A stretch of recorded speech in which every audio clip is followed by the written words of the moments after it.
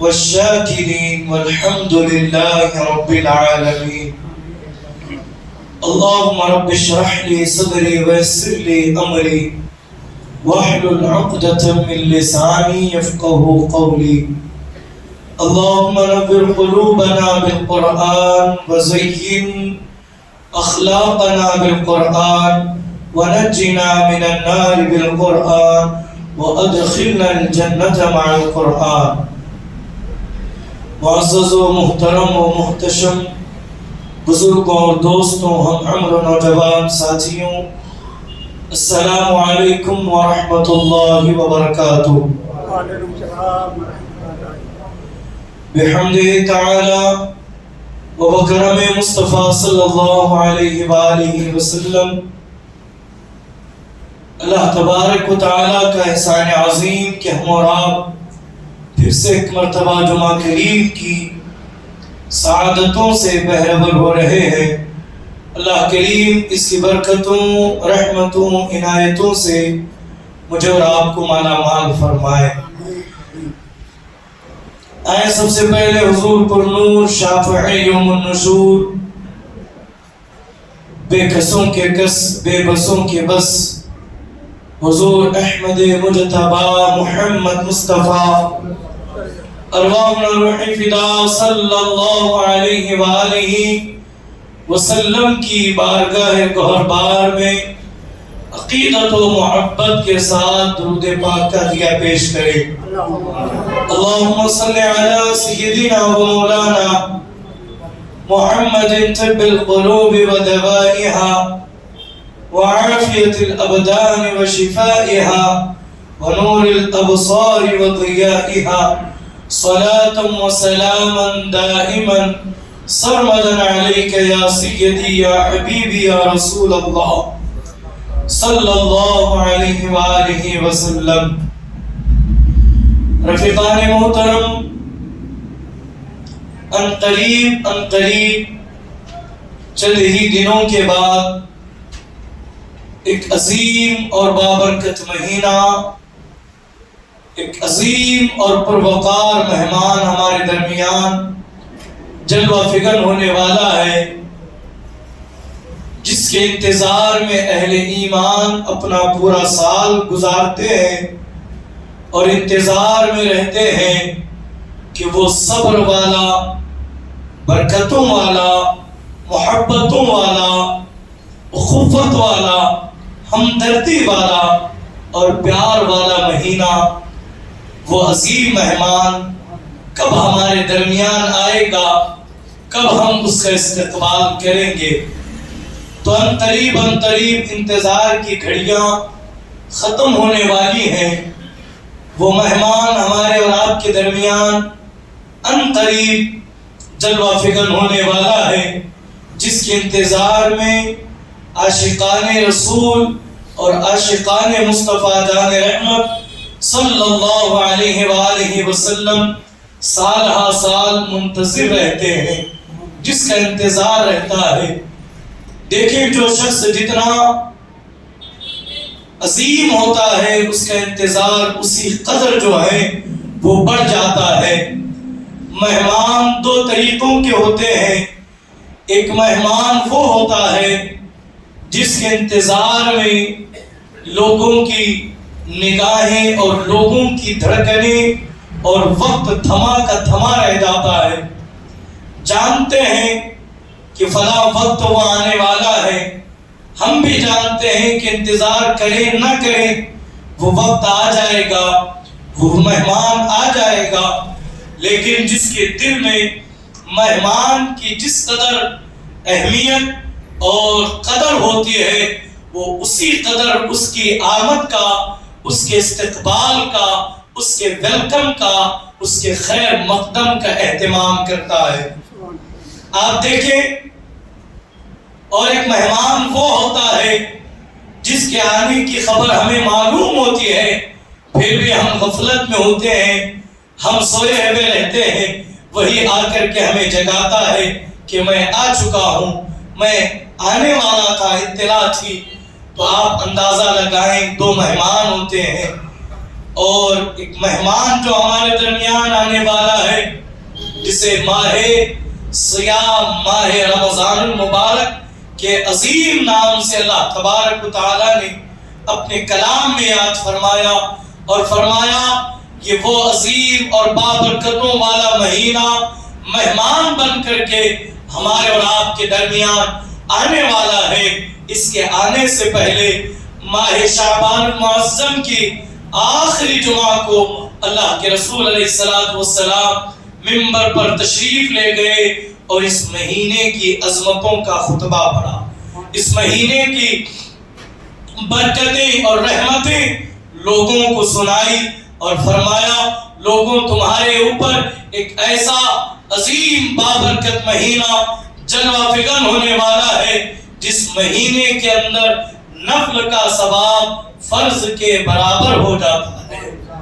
نفل کا ثواب فرض کے برابر ہوتا ہے، اور فرض کا ثواب 70 گنا بڑھا دیا جاتا ہے۔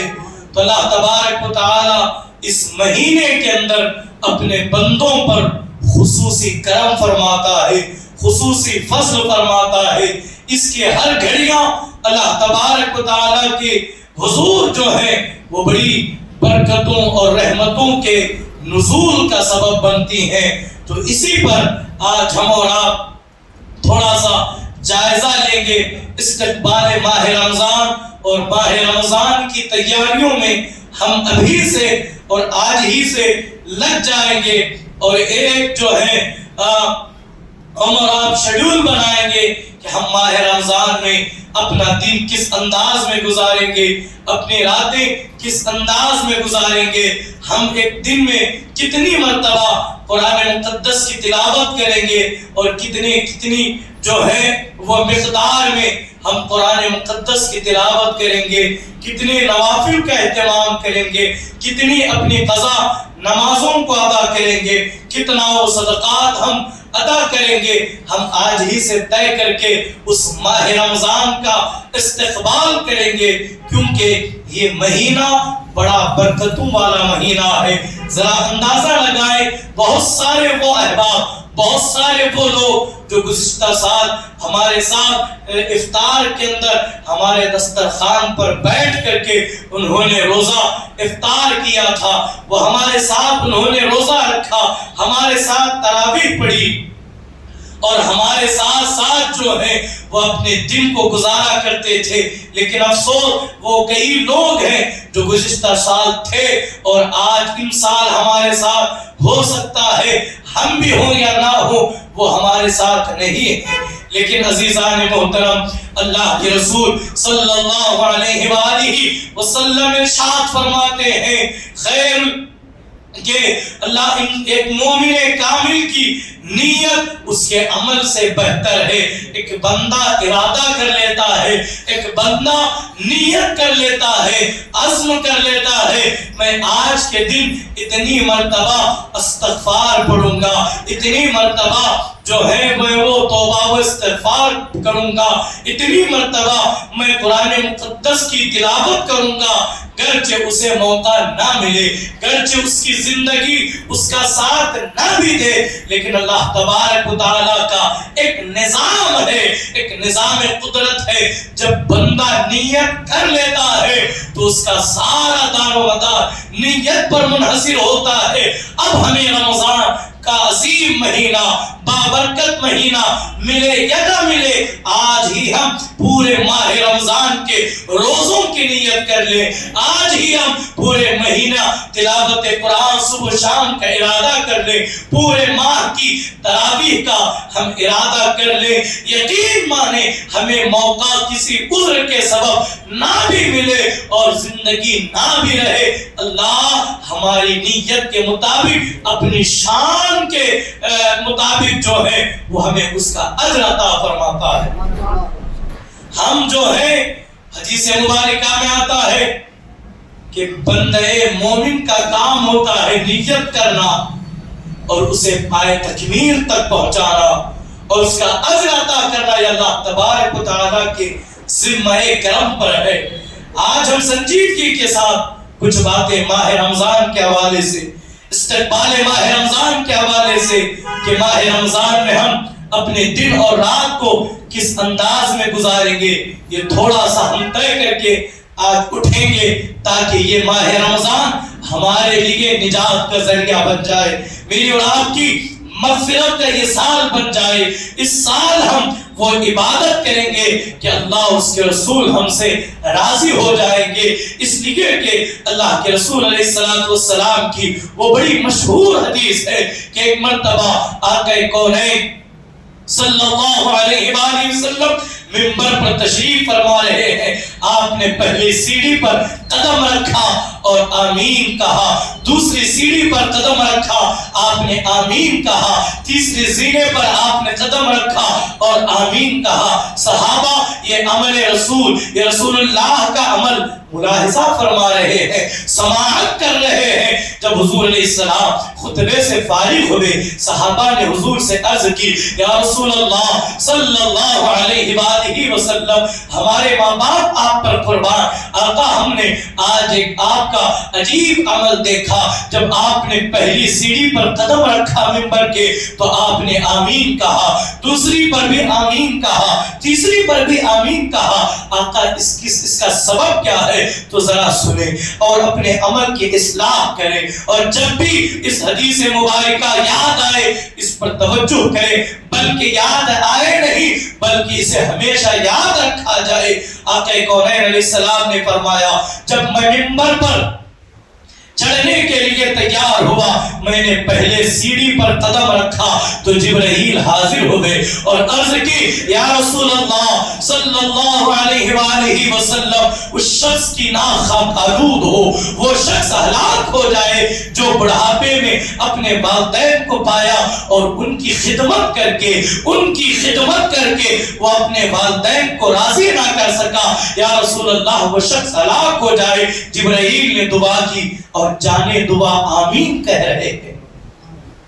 جب کوئی نیک آدمی ہم جیسے گنہگاروں کو دیکھ کر کے لوگ کہتے ہیں، حضرت آپ دعا کیجئے، آپ اللہ کے قریب رہتے ہیں، 5 وقتہ نمازوں کی پابندی کرتے ہیں، اللہ کی بہت جلد دعا قبول کرتا ہے،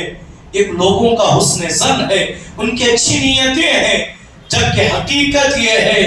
اللہ تبارک و تعالی ہر ایک کی سنتا ہے،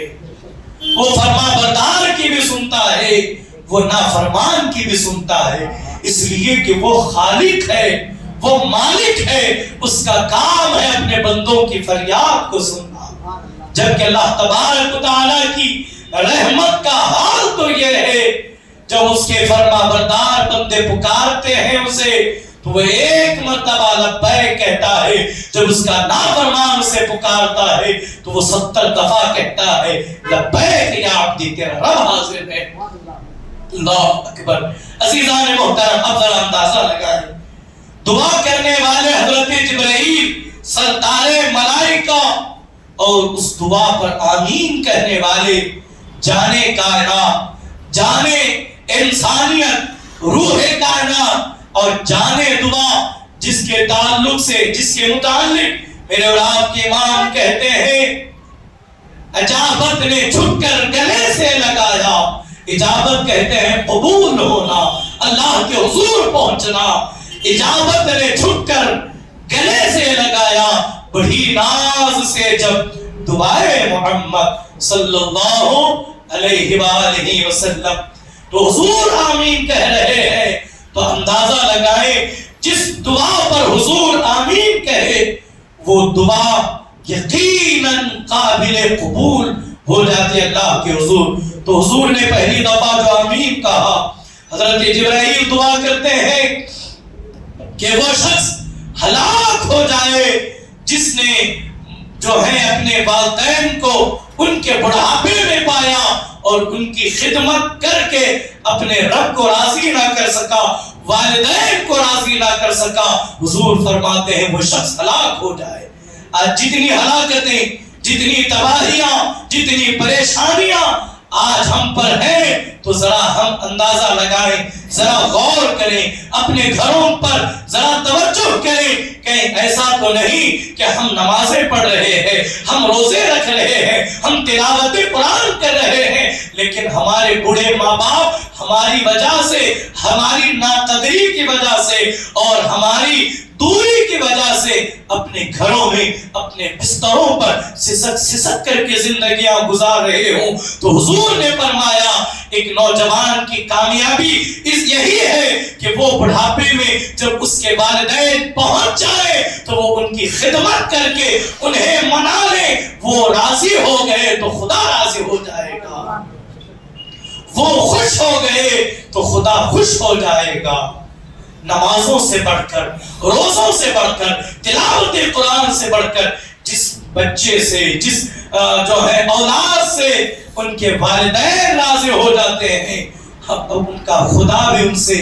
راضی ہو جاتا ہے۔ تو حضور نے آمین کہا۔ دوسری دفعہ حضور علیہ السلام نے جب دوسری سیڑھی پر اپنا قدم مبارک رکھا تو حضور نے حضرت جبرائیل نے دعا کی، یا رسول اللہ صلی اللہ علیہ وآلہ وسلم، اس شخص کی ناک خاک آلود ہو،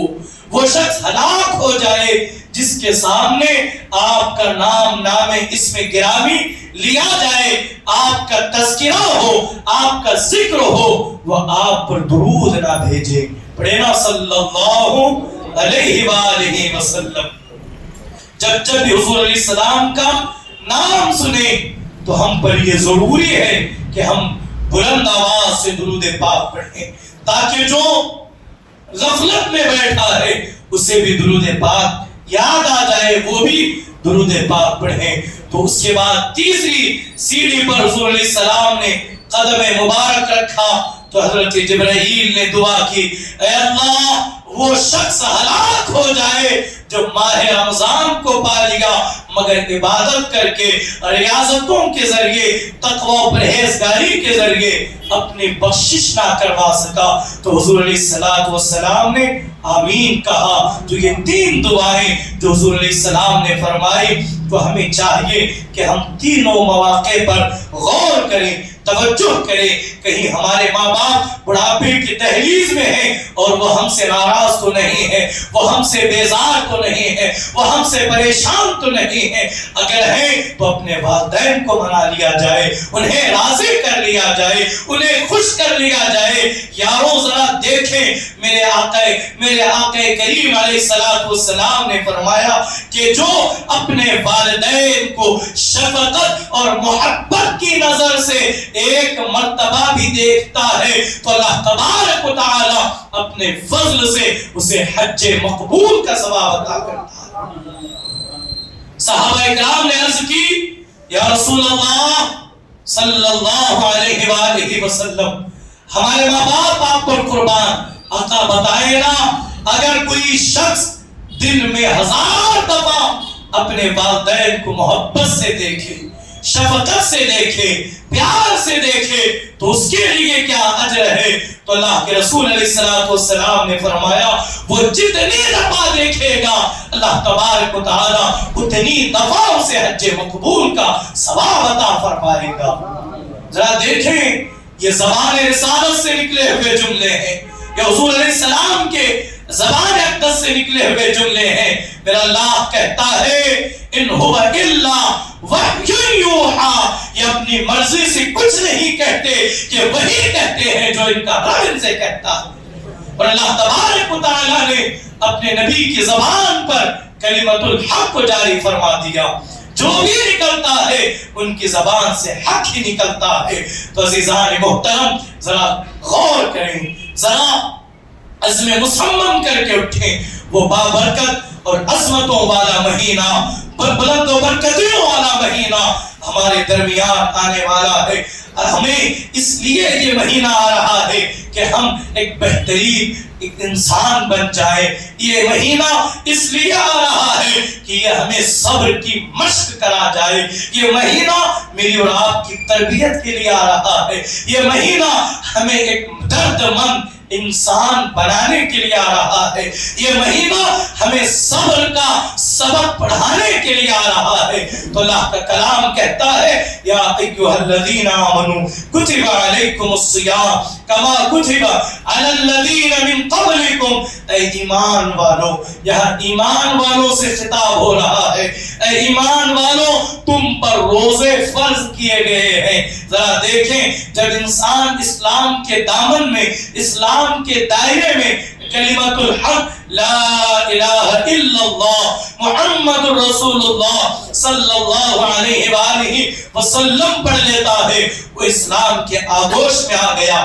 وہ اسلام کی پناہ میں آ گیا۔ اب وہ جیسے ہی اسلام میں داخل ہوا، اس پر دوسرا جو فرض عائد ہوتا ہے وہ ہے نماز، اور اس کے بعد جو تیسرا اس پر جو فرض ہوتا ہے، جو کام، جو رکن فرض ہوتا ہے، وہ ماہ رمضان کے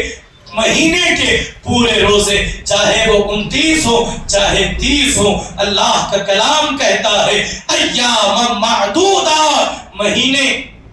کہ روزے رکھو، فقط سال کے 11 مہینے تم جو چاہے حلال نعمتیں کھاؤ، جو چاہے اچھی غذا تم پیو، لیکن ایک مہینہ اللہ کے لیے روزہ رکھ لو تاکہ تمہیں برکتیں مل جائیں، تاکہ تم پرہیزگار بن جاؤ۔ عزیزان محترم، ذرا دیکھیں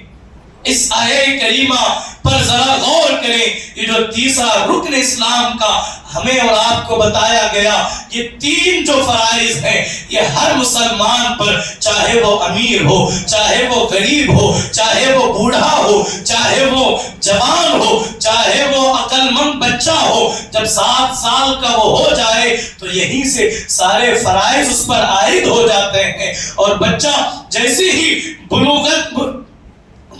بلوغیت کی منزل پر قدم رکھتا ہے، اس پر بھی ماہ سیام کے روزے فرض ہو جاتے ہیں۔ اس سے کوئی جو ہے اپنا دامن نہیں بچا سکتا۔ یہ عین ایمان ہے، یہ افضل ایمان ہے۔ یہ چھوڑ کر کے ہم جہاں بھی جائیں گے تو ایمان کی لذت کو ہم پا نہیں سکتے۔ اور باقی رہا جو 2 اہم فرض ہیں، زکوٰۃ اور حج بیت اللہ، یہ اللہ تبارک و تعالیٰ نے ہر ایک پر یہ عائد نہیں ہے، یہ مالداروں پر، یہ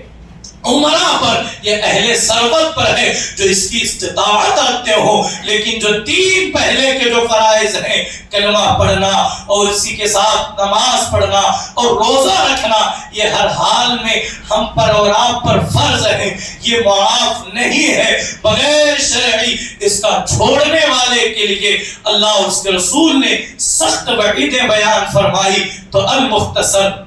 ہمیں روزہ رکھنے کا جو حکم دیا گیا، جو ماہ سیام کے روزے ہم پر فرض کیے گئے، مجھے اور آپ کو جو کھانے اور پینے سے روکا گیا، کیا مقصد تھا؟ ذرا اس پر غور کرنے کی ضرورت ہے۔ کیا ہمیں کھانے اور پینے سے اس لیے روکا جا رہا ہے کہ اب جو ہے مال کی، کھانے اور پینے کی شارٹیج ہے، اس کی کمی ہے، تاکہ ایک وقت کا مسلمان کھانا چھوڑ دے تو لوگوں کے لیے آسانی ہو؟ نہیں عزیزان محترم، اللہ کے خزانوں میں کسی چیز کی کمی نہیں ہے۔ اللہ تبارک و تعالیٰ کے خزانوں میں کسی چیز کی کمی بیشی نہیں ہے۔ اللہ کے خزانے بھرے ہوئے ہیں۔ ذرا دیکھیں آخر ہمیں کیوں روکا گیا؟ ماہ رمضان میں روزہ رکھنے کے لیے ہمیں کیوں حکم دیا گیا؟ ماہ رمضان میں روزہ رکھ کر کے کھانے اور پینے سے اور اپنی بیویوں سے دور رہنے کے لیے، ذرا اس مقصد کو دیکھیں،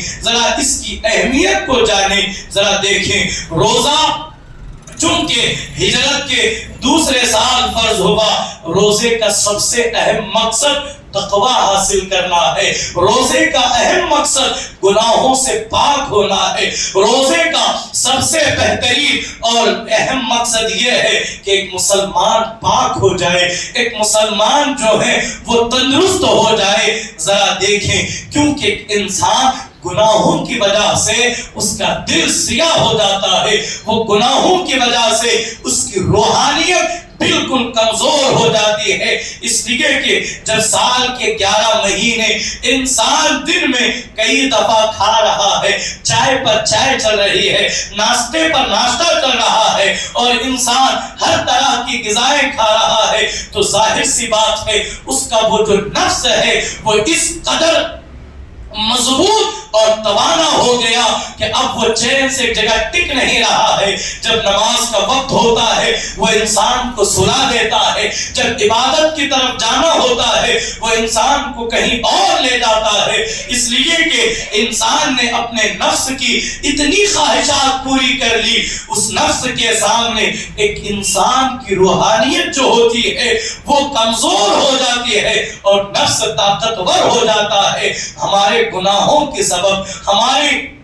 جو ہے وہ سارے معاملات کے سبب۔ لیکن جب ایک انسان جو ہے وہ کھانے اور پینے سے رک جاتا ہے، کھانے اور پینے سے ٹہر جاتا ہے، تو ہمارا نفس کمزور ہو جاتا ہے، ہمارا نفس کمزور ہو جاتا ہے۔ جو خواہشات انسان کے دل میں پیدا ہوتی ہیں، انسان جب بھوک سے اور پیاس سے نڈھال ہو جاتا ہے، گناہ کرنا چاہتا ہے، لیکن انسان کا جسم گناہ کرنے کی طاقت نہیں رکھتا۔ حدیث مبارکہ میں آتا ہے، ذرا غور کریں، جب اللہ تبارک و تعالی نے نفس کو پیدا کیا تو اسے اپنے حضور حاضر کیا، اسے اپنی بارگاہ میں بلایا اور اسے کھڑا کیا گیا، تو نفس کا کام ہے اکڑ جانا، نفس کا کام ہے ہمیشہ انکار کر جانا، نفس وہ ہے جو کبھی بھلائی کی طرف انسان کو نہیں لے جاتا، انسان کو ہمیشہ جو گمراہی کی دلدل میں لے جائے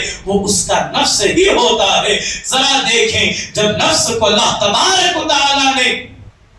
پیدا کیا تو اسے اپنے حضور کھڑا کیا، اس سے پوچھا، اے نفس بتا تو کون ہے اور میں کون ہوں؟ تو نفس کہتا ہے تو ہے اور میں ہوں،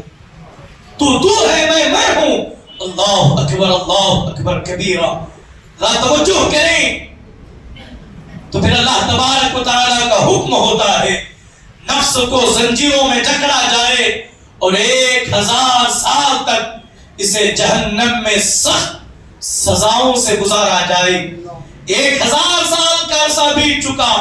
نفس کو جہنم سے نکالا گیا، پھر اللہ کے حضور پیش کیا گیا، پھر میرے مولا نے، میرے خالق نے، میرے مالک نے پوچھا،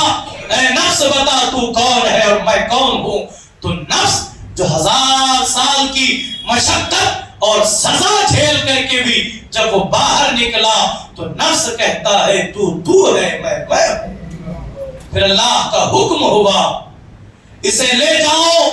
جہنم کی آگ میں جلاؤ اور آئندہ 1 سال تک نہ اسے کھانے دیا جائے نہ اسے پینے دیا جائے، اسے کھانا پانی، دانا پانی اس کا بند کر دیا جائے۔ تو جب 1000 سال کے بعد دوبارہ نفس کو جہنم سے نکالا گیا، اللہ کے حضور کھڑا کیا گیا، اب وہ نفس جو پہلے اکڑتا تھا، وہ نفس جو پہلے تکبر کرتا تھا، وہ نفس جو پہلے انکار کرنے والا تھا، اب بھوک اور پیاس نے اسے اس قدر نڈھال کر دیا۔ جب اللہ نے پوچھا، اے نفس بتا تو کون ہے میں کون ہوں؟ تو جواب آتا ہے، تو میرا خالق ہے، میں تیری مخلوق ہوں۔ تو عزیزان محترم، یہ نفس ہی ہے۔ جب ہم گناہ کرتے ہیں نا تو ہم سیدھا یہ کہتے ہیں کہ ہم سے شیطان نے یہ کروا لیا، ہم سے شیطان نے یہ گناہ کرایا، مجھے شیطان نے بہکایا۔ عزیزان محترم، ذرا تاریخ کے جھروکے میں جھانک کر کے دیکھیں، ہر چیز شیطان کے ذمہ ڈالنا یہ عقل مندی نہیں ہے۔ اقبال نے کہا تھا، ہنسی آتی ہے مجھے حضرت انسان پر، گناہ خود کرتا ہے اور الزام شیطان کو دیتا ہے، گناہ خود کرتا ہے۔ اگر ہر ایک کو شیطان بہکا رہا ہے تو آپ مجھے بتائیں، جب اللہ نے سجدے کا حکم دیا تھا حضرت آدم کو، فرشتے جھک گئے سجدے میں گر پڑے، لیکن شیطان تھا، اس نے سجدے سے انکار کیا۔ اب سوال یہ ہے کہ وہ کون سا شیطان تھا جو اس شیطان کو بہکا رہا تھا؟ تو جواب سیدھا یہ ہے، شیطان کو بہکانے کے لیے دوسرا شیطان نہیں تھا، شیطان کو بہکانے کے لیے اس کا نفس تھا جو اسے بہکا کر کے ہمیشہ کے لیے بارگاہ خدا بندی سے دور کر دیتا۔ تو عزیزان محترم، انسان کے ساتھ، انسان پر اس کا نفس حکومت کرتا ہے، اس کا نفس انسان پر حکومت کرتا ہے، اور اسی لیے تو کہا گیا من عرف نفسا فقد عرف ربا، جس نے نفس کو پہچان لیا گویا کہ وہ اپنے خدا کو پہچان لیا۔ جس نے، اور حضور علیہ السلام کا فرمان دیکھیں،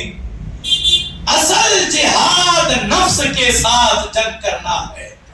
اصل جنگ ہے جو جہاد اکبر جسے کہا گیا، وہ میدان کا جہاد نہیں ہے، وہ نفس کا جہاد ہے۔ اس لیے کہ میدان کا جہاد چند گھنٹوں کے بعد، چند دنوں کے بعد اختتام پذیر ہوتا ہے، لیکن نفس کے ساتھ کی جو لڑائی ہے وہ پیدا ہونے سے لے کر موت کے آخری سانس تک انسان کا اور نفس کا ہمیشہ آمنا سامنا رہتا ہے۔ تو یہ جو ماہ رمضان کا ہمیں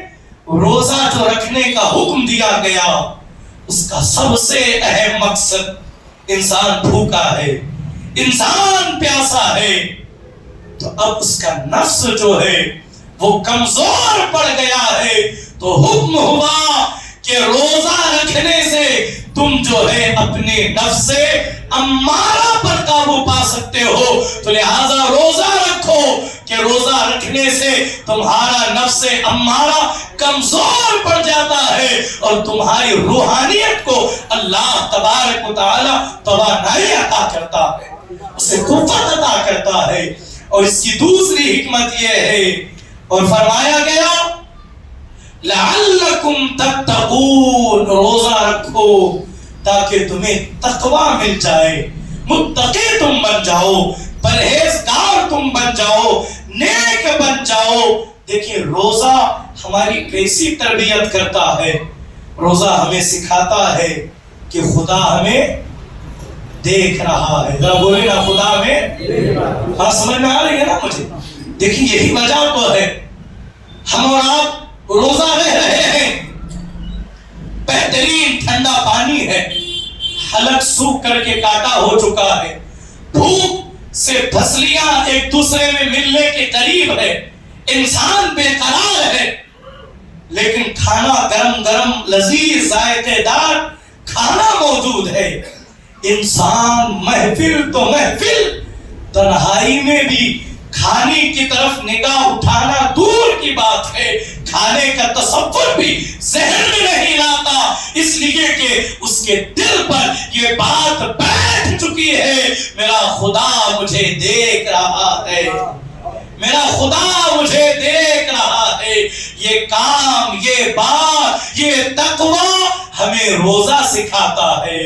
یہ عمل ہمیں روزہ سکھاتا ہے۔ تو اے عزیزوں، وہ عبادت، وہ کھانا، وہ پانی جو حلال ہے، ہماری بیویاں جو ہمارے لیے حلال ہے، ہم بند کمروں میں بھی اپنی بیویوں کو ہاتھ لگانے سے بھی شہوت کے ساتھ ڈر جاتے ہیں، ہم کھانے سے ڈر جاتے ہیں، ہم پانی پیاس برداشت کر لیتے ہیں لیکن پانی نہیں پیتے، صرف اور صرف مقصد یہ ہوتا ہے، صرف اور صرف یہ دل پر بات دل میں ہوتی ہے کہ خدا دیکھ رہا ہے۔ تو میرے عزیزوں ذرا توجہ کریں، جو چیزیں خدا کے ڈر سے ہم روزے کے اندر حلال چیزیں ترک کر رہے ہیں، کھانا پینا ترک کر رہے ہیں، تو ہمیں چاہیے کہ ہم اپنے نفس کو اس بات کی طرف لائیں جس طرح اللہ کے دیکھنے سے حالت روزہ میں حلال چیزیں بھی حرام ہو جاتی ہے، اسی طرح جو چیزیں حرام اللہ نے کی، جیسے شراب ہے، جیسے زنا ہے، جیسے چوری ہے، جیسے جھوٹ ہے، جیسے سود خوری ہے، یہ ہر حال میں حرام ہے، یہ ہر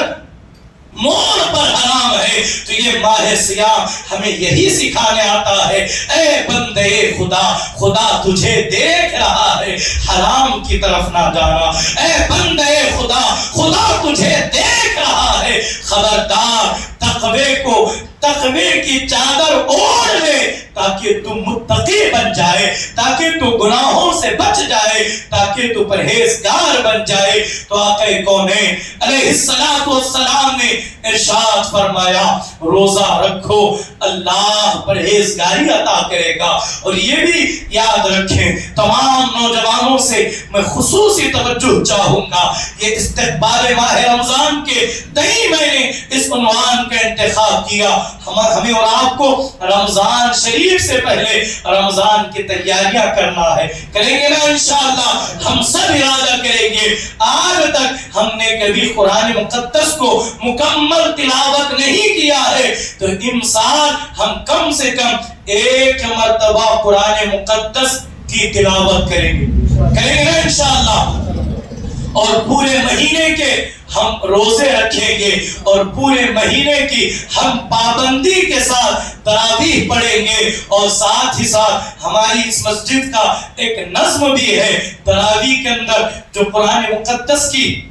تلاوت کی جاتی ہے اس کی اختصار کے ساتھ تفسیر بیان ہوتی ہے۔ اس کے اندر بہت ساری ایسی باتیں ہوتی ہیں جو ہم جمعہ میں اور دیگر محافل میں بیان نہیں کر سکتے یا وقت اجازت نہیں دیتا۔ تو میں آپ تمام سے گزارش کروں گا، یہ موقع، یہ ماہ رمضان ہمیں دعوت فکر دے رہا ہے کہ ذرا قرآن سن رہے ہو تو ذرا قرآن کو سمجھنے کی بھی کوشش کرو۔ 10-15 منٹ کی جو تفسیر ہوتی ہے اس تفسیر میں سنیں، اس لیے کہ میرا رب مجھے کیا کہہ رہا ہے، اس میں میرے لیے کیا حکم ہے۔ جب ہم سنیں گے، جب ہم پڑھیں گے تبھی ہمیں پتا چلے گا۔ تو اور ساتھ ہی ساتھ آقا کونین علیہ السلام نے فرمایا جس نے روزہ رکھا لیکن جھوٹ، فریب اور دھوکہ دڑی، فحش کلامی، گالی گلوچ سے وہ نہیں بچتا، تو حضور فرماتے ہیں اس کا روزہ روزہ ہی نہیں ہے۔ اس کا روزہ رکھنا